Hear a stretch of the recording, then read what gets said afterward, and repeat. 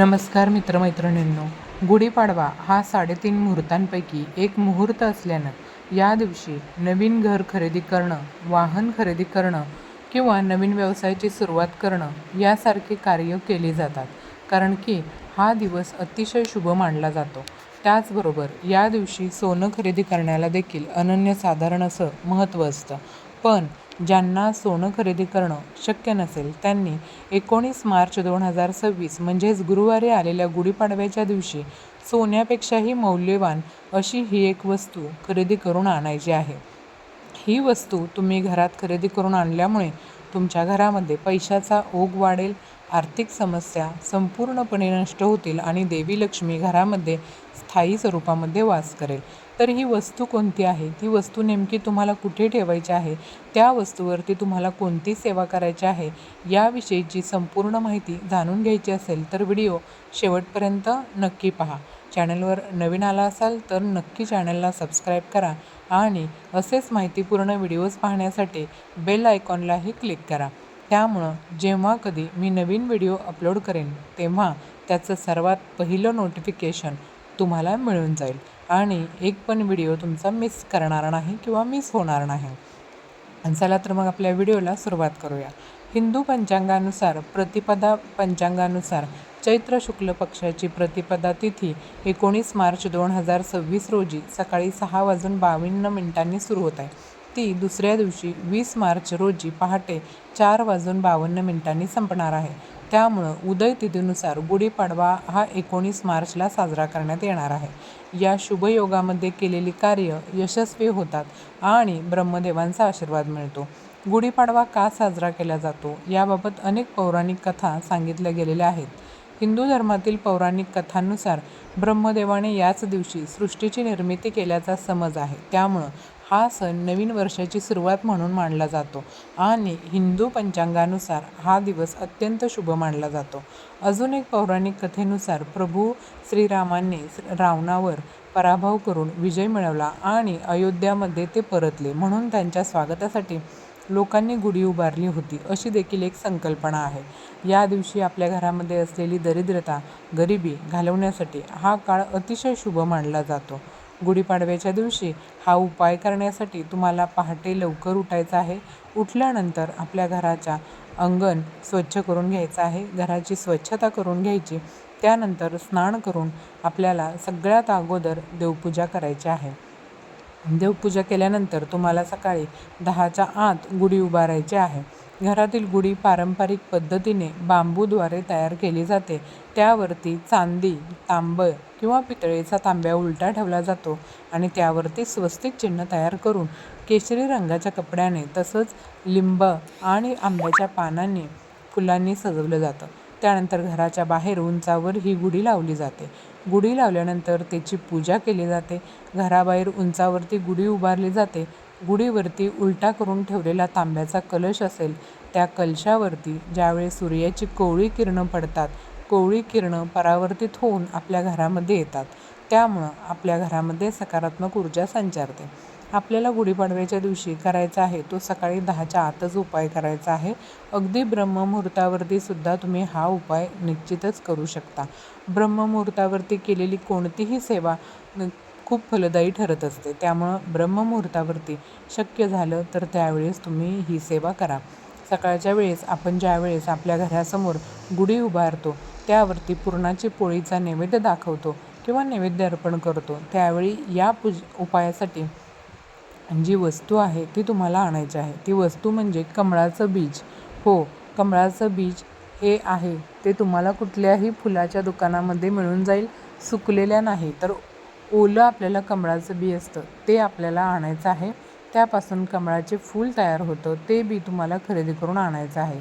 तर पहा, गुढीपाडव्याच्या दिवशी सोनं चांदी खरेदी करता येणं आपण शक्य नसतं, तर आपण दिवसभरामध्ये कधीही खरेदी करून आणू शकतो. परंतु हे जे बी आहे ते तुम्हाला गुढीपाडव्याच्या दिवशी मिळेलच असं नाही.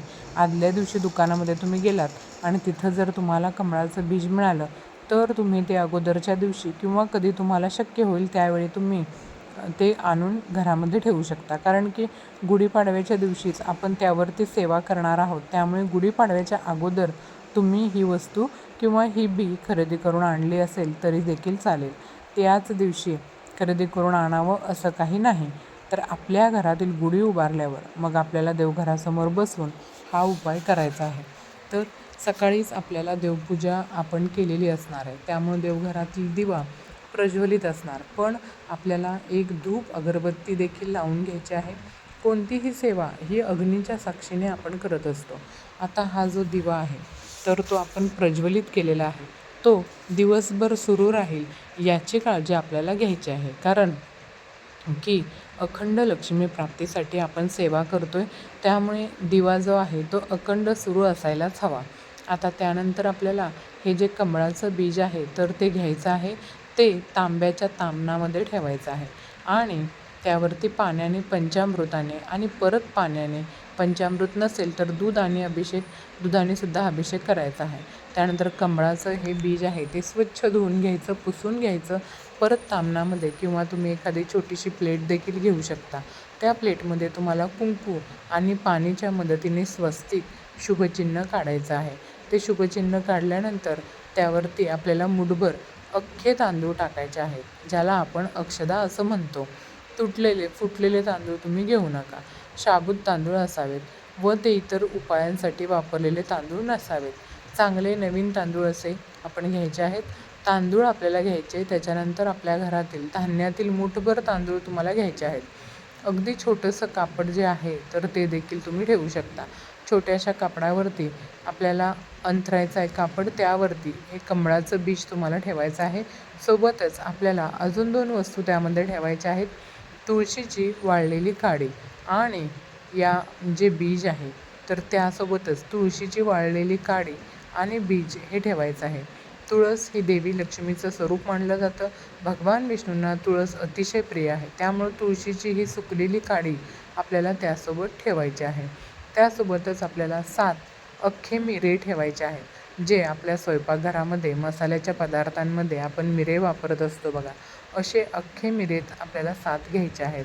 मिरे कशासाठी ठेवायचे आहेत तर मिरे जे आहेत ते आपल्या घरामध्ये नकारात्मक ऊर्जेला प्रवेश करू देत नाही. त्यामुळे या 2 वस्तू कमळाच्या बीसोबत आपल्याला कपड्यावरती ठेवायच्या आहेत.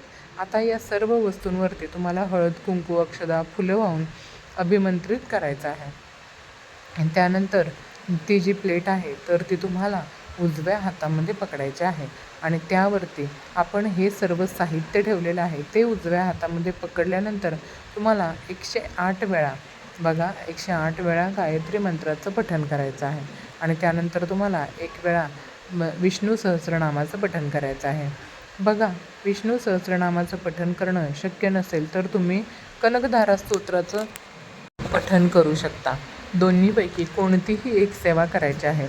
गायत्री मंत्रसोबतच तुम्हाला सेवा केल्यानंतर या ज्या वस्तू आहेत तर त्या अभिमंत्रित होतील. त्यानंतर तुम्हाला देवघरासमोर देवी लक्ष्मीचा फोटो किंवा मूर्ती असेल तर तिथंच ह्या सर्व वस्तू फोटोच्या समोर ठेवायच्या आहेत. आता देवघरामध्ये दिवसभर ही वस्तू ठेवल्यानंतर घरातील दिवा जो आहे तो अखंड सुरू राहील याचीसुद्धा आपल्याला काळजी घ्यायची आहे. एखाद्या वेळेस वाऱ्याने वगैरे दिवा विझला तर मनामध्ये कोणतीही शंका न घेता पुन्हा तो दिवा तुम्हाला प्रज्वलित करायचा आहे. हा अशा प्रकारे दिवसभर म्हणजेच सकाळपासून सायंकाळपर्यंत आपल्याला तो तिथेच ठेवायची आहे वस्तू. सायंकाळची जी वेळ असते ती लक्ष्मी येण्याची वेळ असते, तेव्हापर्यंत तुम्हाला त्या वस्तू देवी लक्ष्मीसमोर ठेवून द्यायच्या आहेत. त्यानंतर दिवे लागलेला आपण त्या वस्तू परत या सर्व वस्तूंना धूप दीप ओवाळून घ्यायचं. त्यानंतर ज्या कपड्यामध्ये आपण या सर्व वस्तू ठेवल्या आहेत त्याची एक पोटली तयार करायची आहे. ही जी पोटली आहे तर ती आपल्याला आपल्या घराच्या मुख्य प्रवेशद्वार जे आहे तिथं ही पोटली बांधायची आहे. आपल्याला घराच्या मुख्य प्रवेशद्वाराच्या आतल्या बाजूने ही पोटली बांधायची आहे. घरामध्ये आर्थिक स्थैर्य राहावं आणि देवी लक्ष्मीची कृपा आपल्या घरावरती राहावी म्हणून देवी लक्ष्मीला प्रिय असणाऱ्या यामध्ये ज्या वस्तू आहेत तर त्या भगवान श्रीहरी विष्णूंना देखील प्रिय आहेत. त्यामध्ये आपण जे कमळाचं बी ठेवलेलं आहे त्याला आपण कमळ बीसुद्धा म्हणतो. तर कमळाचं बीज तर साक्षात माता लक्ष्मी देवीचं आसन मानलं जातं. त्यामुळं या बीसोबतच आपण तुळशीची सुकलेली काडी ठेवलेली आहे, जे लक्ष्मीचं एक स्वरूपच आहे. आणि त्यासोबतच 7 अख्खे मिरी ठेवलेले आहेत, जे घरामध्ये सुख समृद्धी आणतात. ती पोटली बांधल्यानंतर पैशाचा ओघ आपल्या घरामध्ये वाढतो. वर्षभर आपल्या घरामध्ये कधीही पैशाची कमतरता भासत नाही. एवढा हा प्रभावी उपाय आहे. नक्कीच करून पहा. यासोबतच जर तुम्हाला व्यवसायाच्या ठिकाणी पोटली बांधायची असेल, तर ती पोटली अशाच प्रकारे अभिमंत्रित करून तुम्ही तुमच्या जिथे कुठे व्यवसाय असेल तिथं या प्रकारे ही पोटली जी आहे तर ती बांधू शकता. घरामध्ये जर बांधायची असेल तर घरामध्ये वेगळी आणि व्यवसायाच्या नोकरीच्या ठिकाणी बांधायची असेल तर ती तिथं देखील तुम्हाला वेगळी पोटली म्हणजे वेगळं बीज खरेदी करून आणावं लागेल. तर बघा, ही जी वस्तू आहे तर ती तुम्हाला त्याच दिवशी खरेदी करणं शक्य होणार नाही. त्यासाठी व्हिडिओ अगोदर शेअर केलेला आहे. तुम्ही गुढीपाडव्याच्या अगोदर तुम्हाला जेव्हा वेळ मिळेल तेव्हा त्या दिवशी तुम्ही ही जी वस्तू खरेदी करून आणू शकता. तर यामुळं माता लक्ष्मी स्थिर राहते, तसंच अखंड राहते. तर अखंड राहावी यासाठी गुढीपाडव्याच्या शुभमुहूर्तावरती आपण हा उपाय करायचा आहे. लक्ष्मीचा आशीर्वाद देखील तुमच्या